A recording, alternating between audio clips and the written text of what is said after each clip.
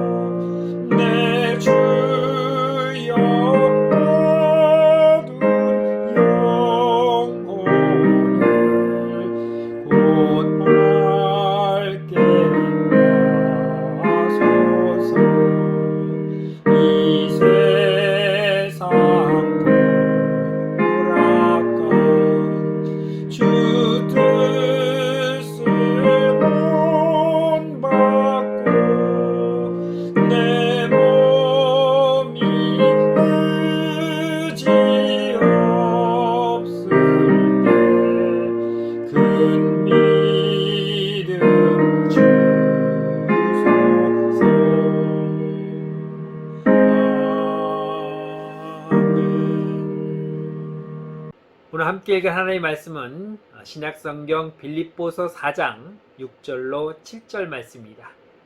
빌립보서 4장 6절로 7절 말씀 우리 같이 한 목소리로 합독하겠습니다. 아무것도 염려하지 말고 다만 모든 일에 기도와 간구로 너희 구할 것을 감사함으로 하나님께 아뢰라. 그리하면 모든 지각에 뛰어난 하나님의 평강이 그리스도 예수 안에서 너희 마음과 생각을 지키시리라. 아멘. 오늘은 약속된 기도의 응답이라는 제목으로 본문의 말씀을 함께 묵상하도록 하겠습니다.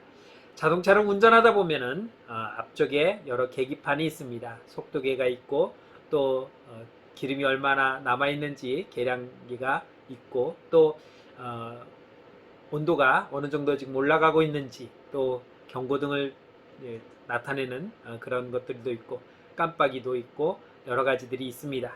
이러한 계기판을 보면서 우리는 운전을 합니다. 그래서 오일에 불이 들어오면 오일을 갈아야 될 것이고 기름이 없어서 기름 주유 경고등이 들어오면 또 주유를 해야 할 것입니다. 이렇게 신앙생활을 함에 있어서도 우리가 신앙생활할 때 당장 나타나지 않지만 또 나타나는 그런 현상들을 우리가 바라볼 수 있습니다. 우리가 믿음 생활하면서 낙심하게 될 때에 또 주님의 은혜에 기쁨으로 반응하게 될 때에 이러한 것은 우리에게 믿음의 삶에 있어서 여러 가지 그러한 상황들을 나타내주고 있다라고 말할 수 있는 것입니다. 또한 그럼에도 불구하고 우리가 우리의 마음속에 늘 간직해야 할 것은 하나님의 은혜를 생각하면서 하나님의 평강을 누리며 살아가는 성도의 삶이 되어야 할 것입니다. 하나님께 구하는 이 평강이 내 마음에 넘칠 때에 우리는 주님의 은혜 가운데 온전한 믿음의 삶을 평안하게 유지해 나갈 수 있을 것이다 라고 말하고 있는 것입니다. 오늘 바울은 본문의 말씀 속에서 우리에게 뭐라고 권면하냐면 아무것도 염려하지 말고 감사하라고 바울이 말씀하고 있습니다. 이 말을 하는 바울의 상태를 우리가 한번 생각해 본다면 그는 멋진 집에 앉아서 테라스에 흔들어져 앉아서 과일을 먹으면서 우리에게 이야기하는 것이 아니라 지금 감옥에 구금되어서 이 말씀을 하고 있다는 것입니다. 자, 감옥에 갇혀 있는 사람은 평안할 수 없습니다. 자유롭지 못한 상황에 갇혀 있는 것입니다.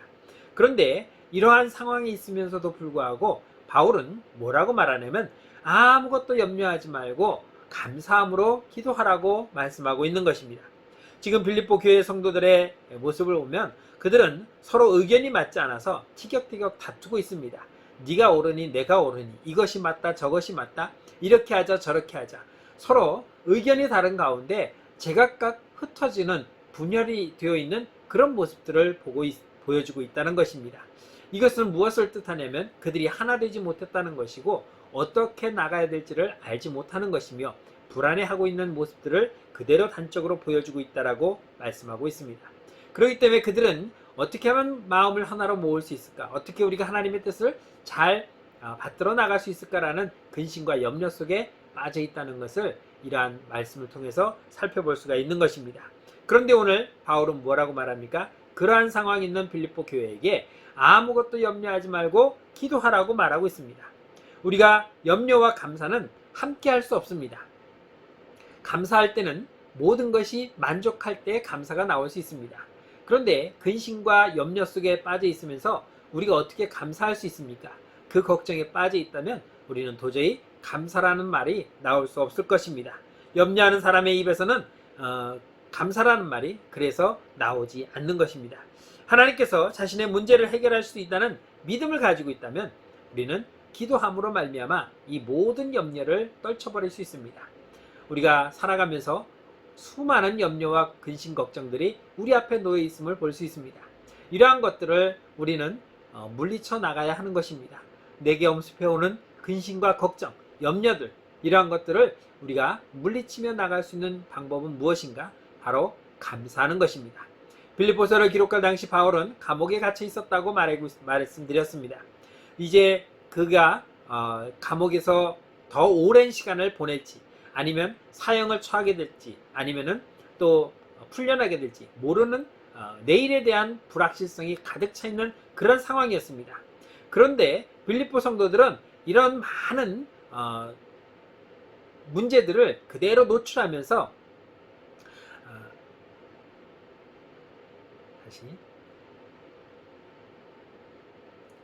게다가 빌립보 교인들은 여러 가지 어려움과 핍박에 직면해 있는 그런 상황이었습니다.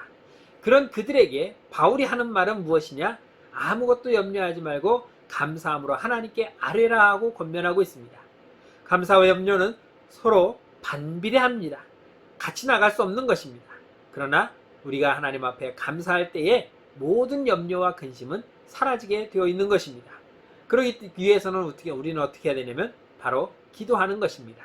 감사함으로 기도할 수 있는 비결은 바로 내 기도를 하나님이 들어주신다는 믿음과 확신이 있어야 하는 것입니다.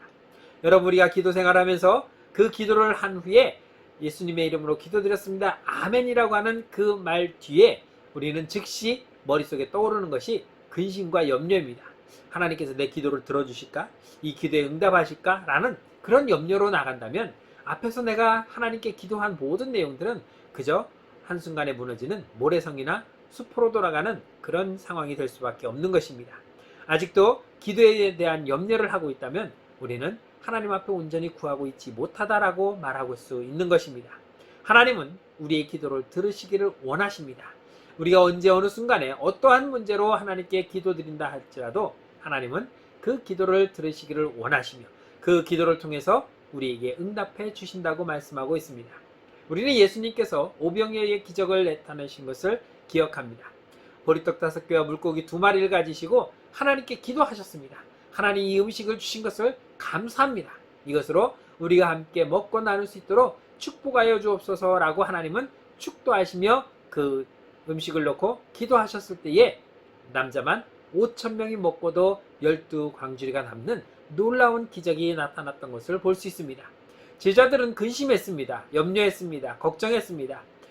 주여, 이 많은 사람들을 먹이려면 200데나리온이라고 하는 많은 돈이 필요합니다. 한 데나리온은 우리나라 일용직의 하루 품삯입니다. 그러니 200데나리온이면 적은 돈이 아닙니다. 문제는 돈이 문제가 아니라 그 이 많은 사람들이 함께 먹을 수 있는 음식을 준비할 만한 식당도 아마 없었을 것입니다. 그래서 그들은 근심하고 염려함으로 말미암아 저들을 돌려보냅시다 라고 주님께 부탁했지만 주님은 아무것도 염려하지 말라고 하며 그 도시락 하나를 받아서 축복 기도하신 것입니다. 예수님께서는 이 기도를 통해서 하나님이 기적을 나타내실 것을 믿고 있었고 그 기도의 응답이 그대로 나옴으로 말미암아 모든 사람들이 함께 기쁨을 나눌 수 있었던 것입니다. 뿐만 아니라 나사로가 죽어서 무덤에 묻혀 있을 때도 주님은 하늘을 우러러 기도하셨습니다. 이렇게 된 것은 하나님의 뜻을 나타내려 함이라고 기도하면서 이 뜻을 나타내게 달라고 기도했을 때에 죽었던 나사로가 살아나 무덤에서 걸어 나온 것을 볼 수 있습니다. 이것은 주님께서 하나님께 감사함으로 기도했던 것입니다. 이러한 기도는 바로 우리가 평강을 얻을 수 있게 되는 것입니다. 하나님께서는 감사함으로 기도하는 사람에게 평강을 선물로 주시는 것입니다.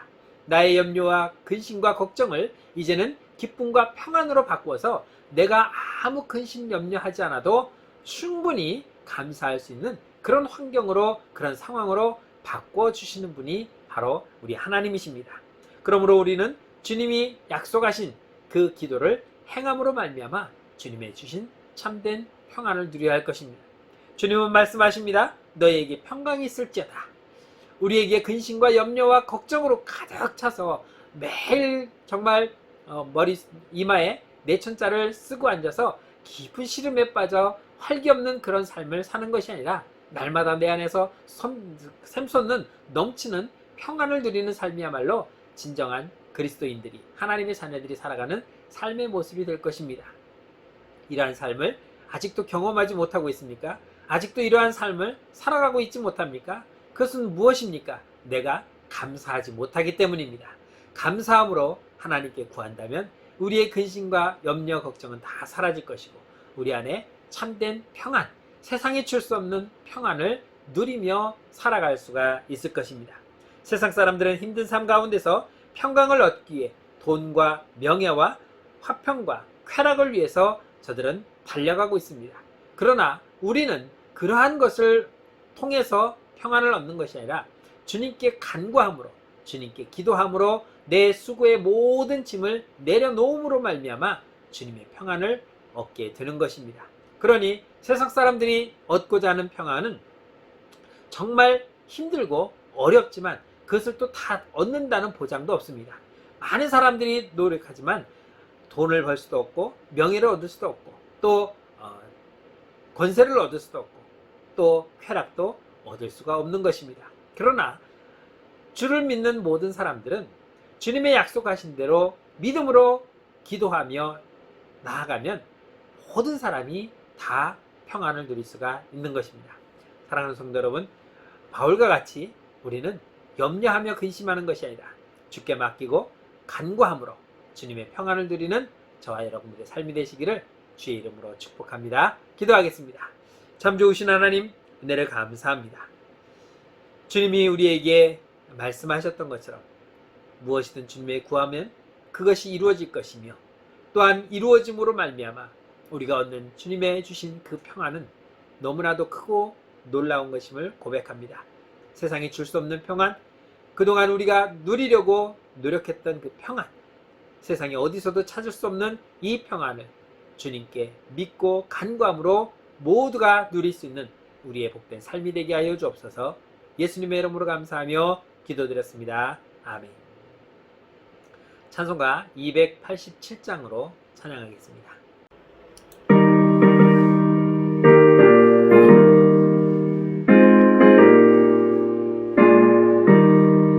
예수 앞에 나오면 죄사함 받으며 주의